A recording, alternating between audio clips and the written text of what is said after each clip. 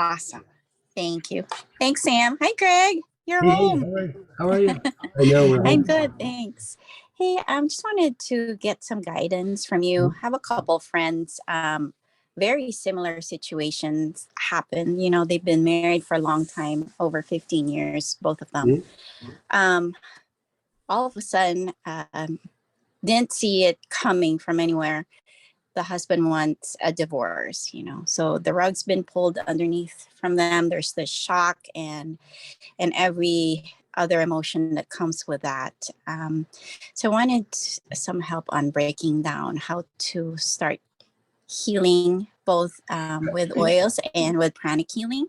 Any chance of like trying to save the relationship, or is it like I'm done? I'm hoping so. In Washington, you're given what 60 days to try to talk things through. Um, Right. I don't know the details. They haven't come to see me yet. It's not like they've been It's fighting and that you're no. aware of. It's just all of a sudden. One, no sign. They just, came from a fabulous trip all of a sudden. Yeah, and then the other one may have. The other one is an older couple, maybe some, I don't know, uh, restlessness going on there So, with their husbands, okay. with the So, husband, what sorry. what are the ages? Like, what are the ages of the One is mid 30s, the other one is mid 40s. like lower end of 40 or higher end of Uh, mid, mid? mid. Okay. That one is brand new. The other one Yeah. has, And the other it's one's probably a few weeks. mid 30s. Yeah, mid 30s. That one, they were planning for a baby and Yeah. she came from a fabulous trip. All of a sudden, I boom, mean, it's bought a it's house. hard. Yeah, it's Yeah. hard to say because you don't know all the dynamics, but like let's Right. just look at it from the place that we know.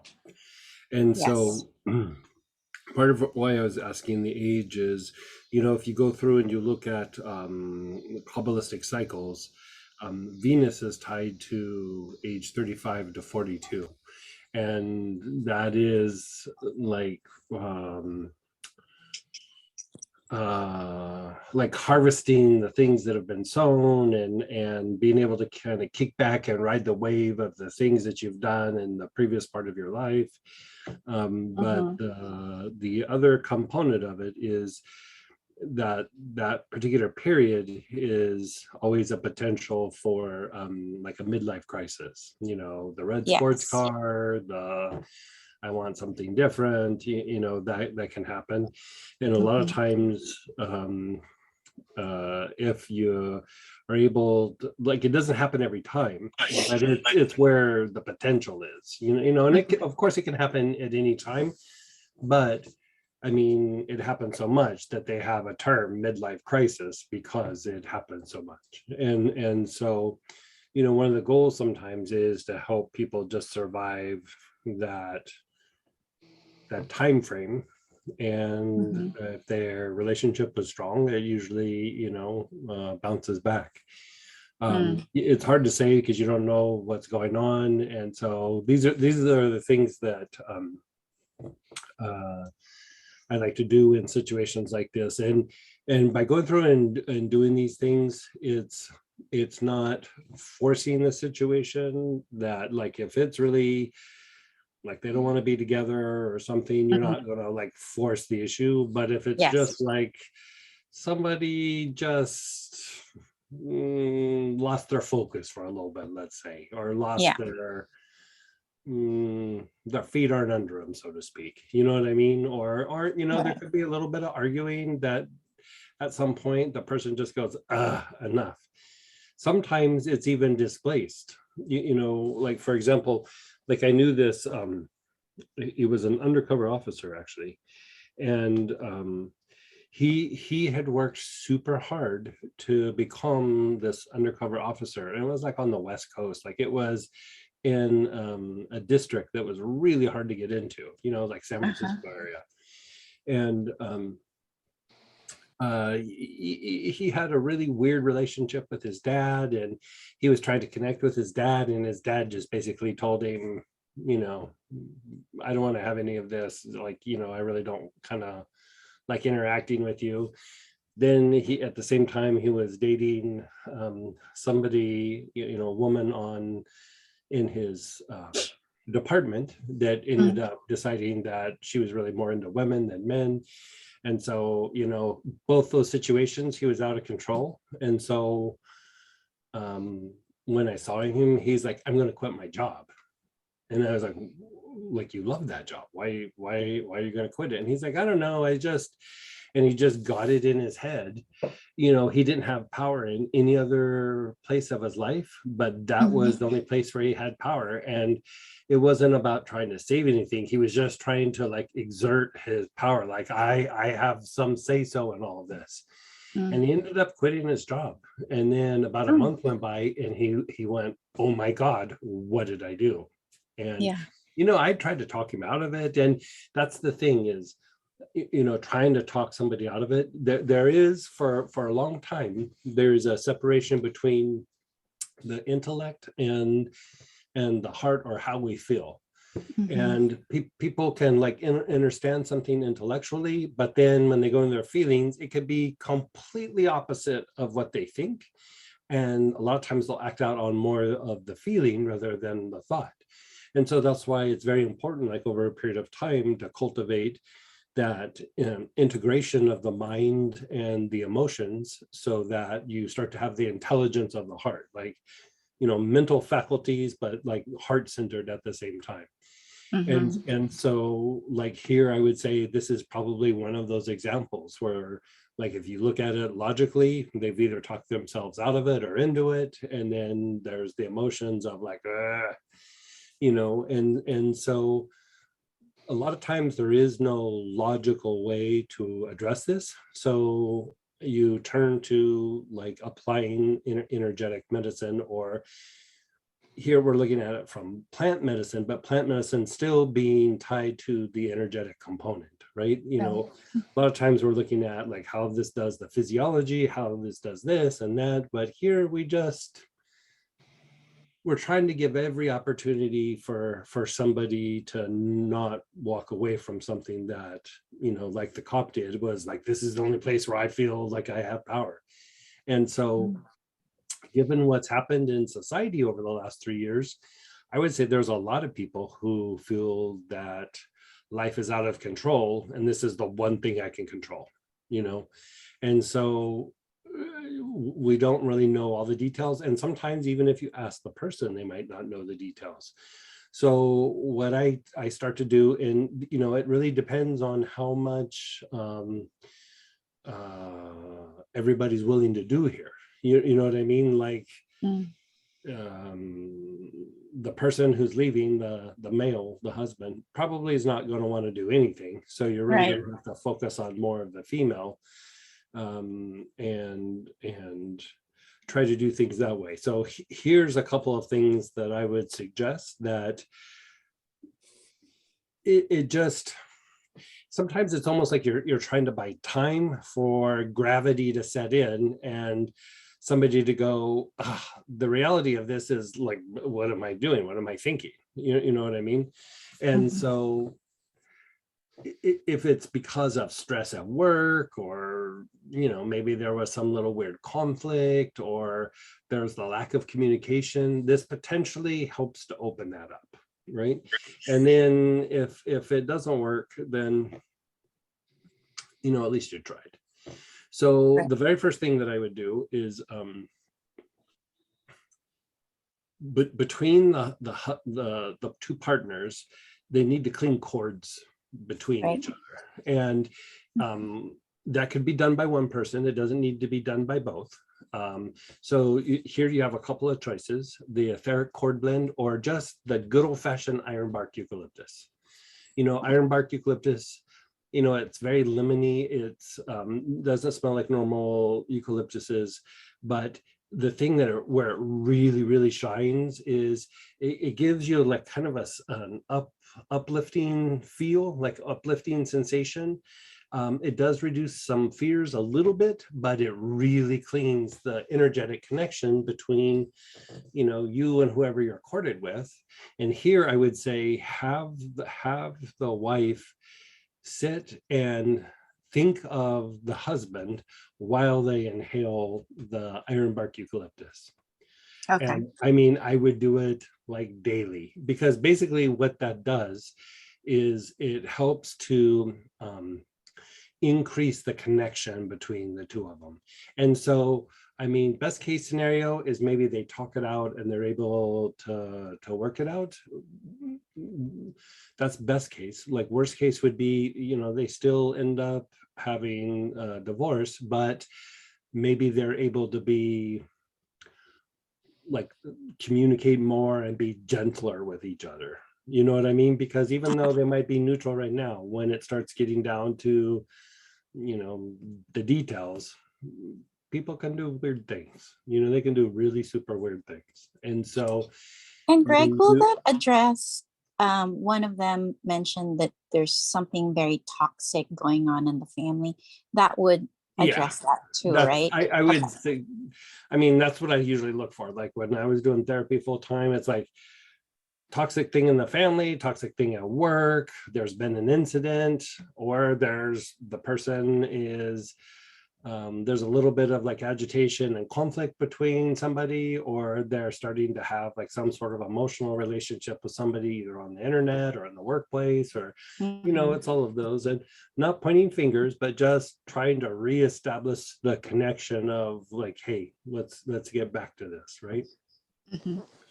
And so the ironbark eucalyptus is very helpful. And even if there is a toxic situation in the family that's not about them, but like, other family members are being weird or whatever, that energy is still flowing between them. Like say somebody's like super upset with the husband or the wife, and then they start interacting and they still feel positive about each other, but the energy from a bunch of people being angry at one person, that still works into the mix of this back and forth between the two people. And so, it's just the energy body gets a little dirty, their body gets a little agitated, and neuroreceptor sites start picking up on things, it happens.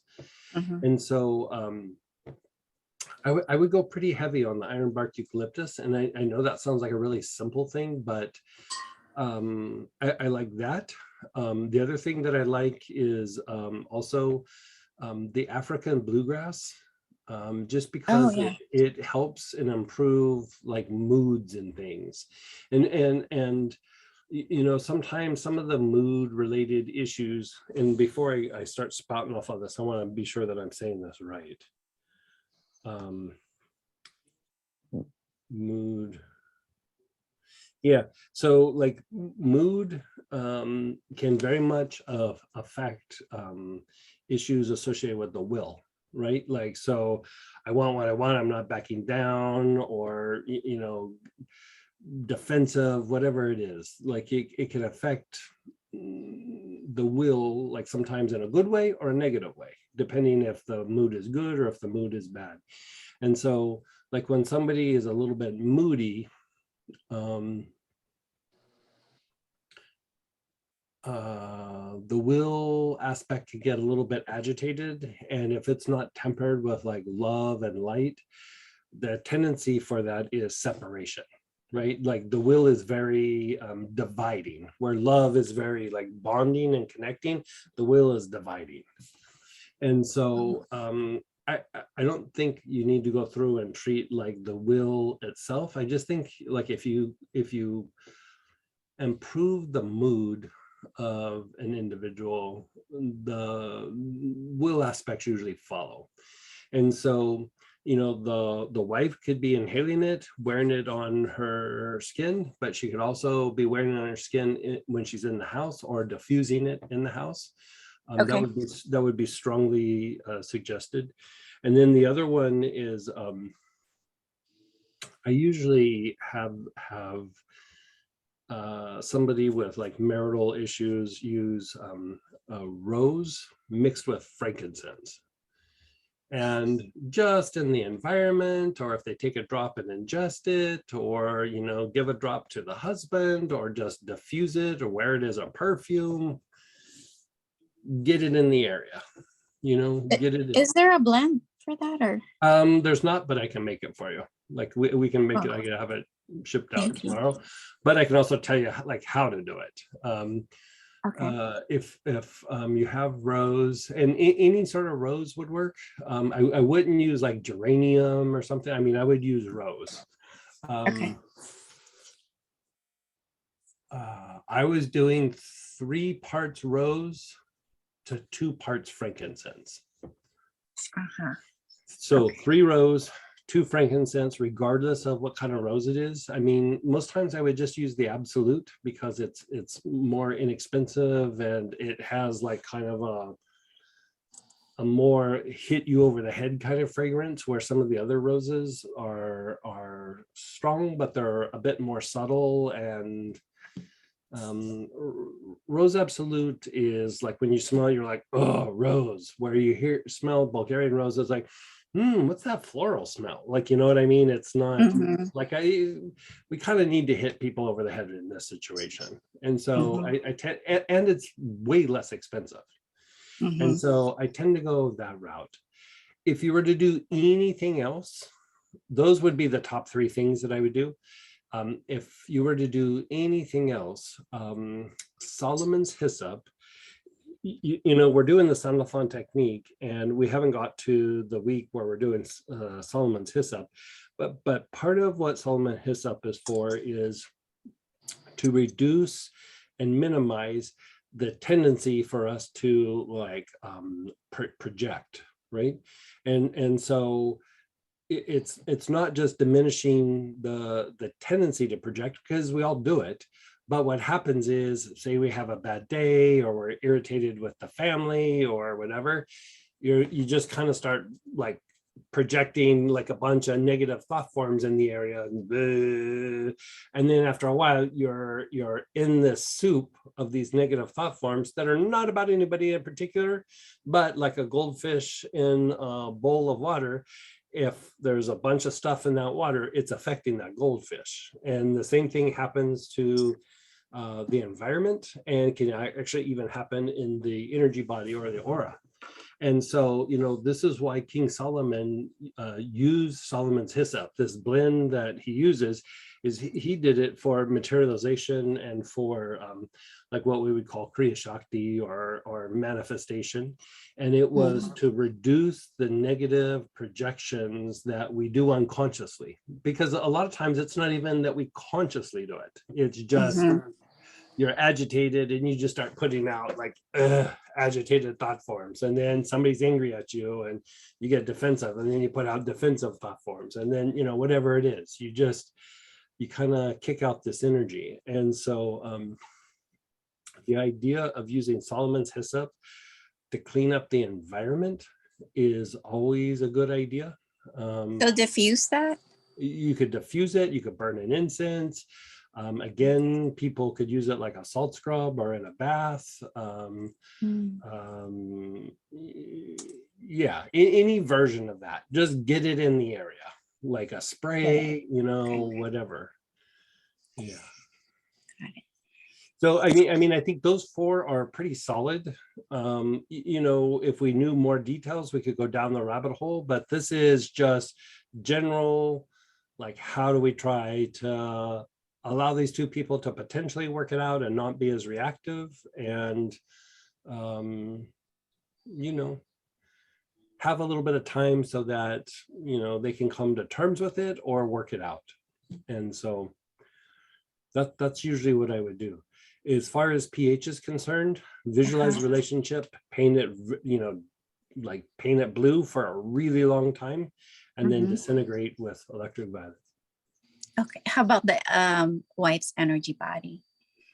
I'm actually more concerned about cords than I am about her energy body.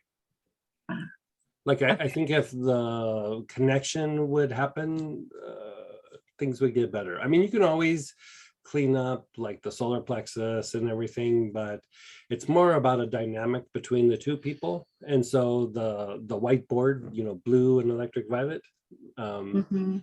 knocks out a lot of it, because it's a bouncing back and forth between their energy bodies. Right. And then there's that, panic and fear. Oh yeah. So Yeah, just yeah, do yeah. the EV on all the chakras, right? Arms and legs.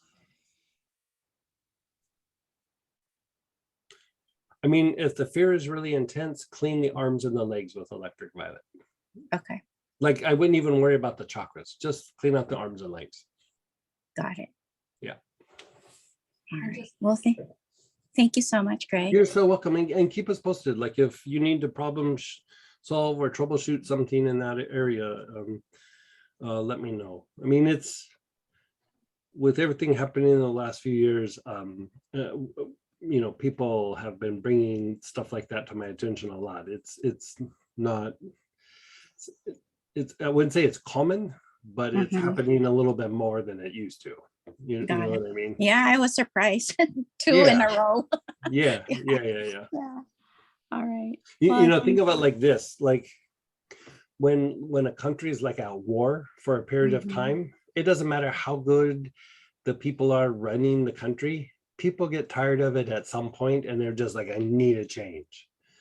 And Mhm. so sometimes there might be like the lack of connection, or the conflict in another part of the family, or there's just something. And with everything going on for the last 3 years, it's like a little bit like being in wartime.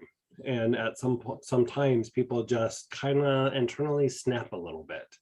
Right. And this kind of helps, like, kind of try to reel all that back Got it. in. Yeah. Got a plan. Yeah. Thank you so much. You're so welcome. Keep me posted on that. I will. Thank you. You're so welcome.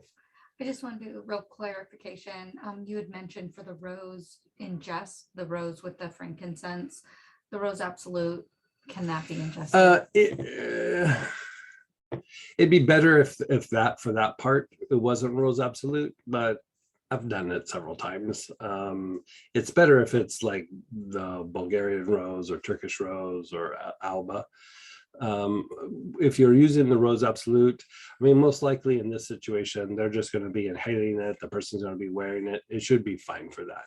So I doubt the husband's going to say, okay, I'll take these few drops of rose, but you know what I mean? They're not going to be, because I'm not so much worried about the wife.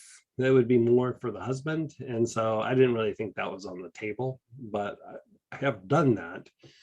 But the other thing is like the rose spray, like just be spraying it around the house, and you could spray the energy body of the husband, like visualize him and just, do stuff like that. But that's probably about as close as you're going to get. Okay. Yeah. And then I might reach out for that blend, Greg.